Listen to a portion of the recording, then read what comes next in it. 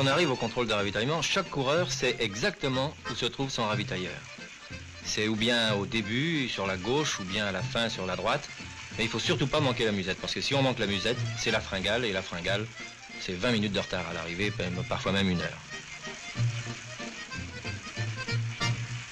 Évidemment, on peut toujours trouver un copain qui, lui, en a ramassé 2 musettes, mais ça n'est jamais bien sûr. Hein. Dans la musette, il y a toujours à peu près la même chose.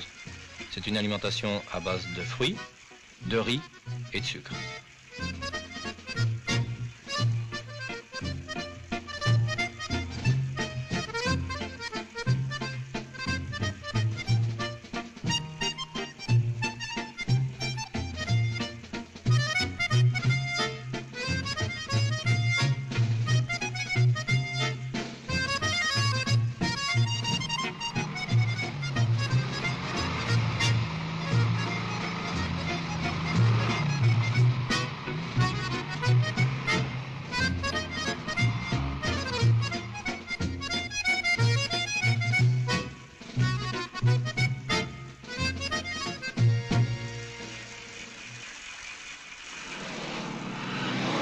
Ça, c'est un des moments les plus importants du Tour de France, c'est la chasse à la canette. Ils entrent dans des bistrots, ils bousculent tout le monde. Ils ne vont pas jusqu'à piller, mais enfin, ils réclament, ils prennent n'importe quoi, du vin rouge, du champagne, de la bière, même de l'eau, quand ils ne trouvent pas mieux. Et en général, c'est ce qu'ils devraient prendre, c'est de l'eau. Et puis ils s'en vont, bien souvent sans payer d'ailleurs, faut bien dire. Il faut dire aussi qu'à la fin du Tour de France, le directeur du Tour de France reçoit quelques factures.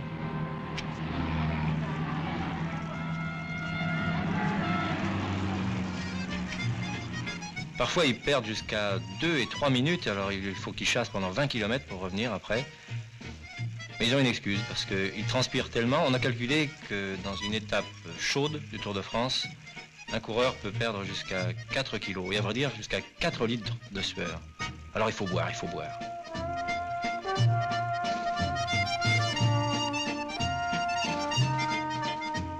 Il faut boire ou il faut s'arroser.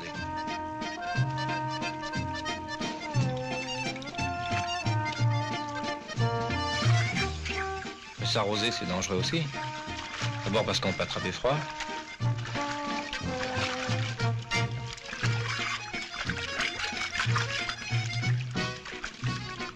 Voilà, puis si on se trempe les pieds, après, les chaussures craquent sous le soleil, elles sont trop petites.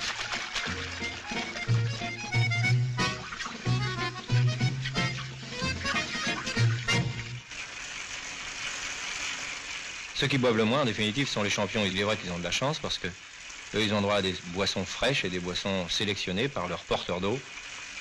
Et c'est la raison pour laquelle on les retrouve en fin d'étape, toujours frais, toujours dispo, prêts à attaquer.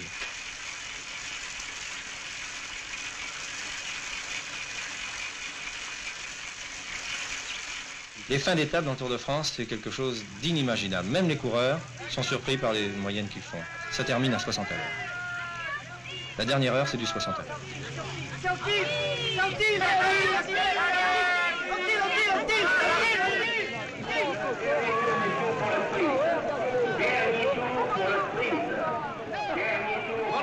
Voloy à la corde est en tête, mais Darrigan n'est pas encore battu. Voloy est toujours en tête, Voloy à la corde. Non, première. 4e, Darrigan, 5e, Bandit, 6e, Sorgelot, 7e, Vesmet, 8e, Blanca.